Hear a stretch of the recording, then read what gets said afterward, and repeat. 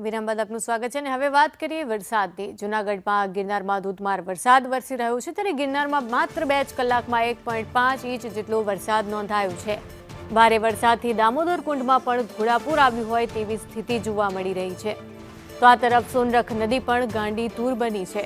દામોદર કુંડમાં પાણી ભરાયું છે જેથી સહેલાણીઓ પણ અહીં ઉમટી પડ્યા છે। આ દ્રશ્ય આપ જોઈ રહ્યા છો। જૂનાગઢમાં વિરત વરસાદ વરસી રહ્યો છે। ભારે વરસાદથી દામોદર કુંડમાં પણ પાણી આવ્યું છે અને સોનરખ નદી જાણે ગાંડીતુર બની હોય તેવું લાગી રહ્યું છે। માત્ર 2 જ કલાકમાં 1.5 ઇંચ જેટલો વરસાદ અહીં ખાબક્યો છે। સાથે જ રસ્તાઓ ઉપર પણ પાણી ભરાયા છે।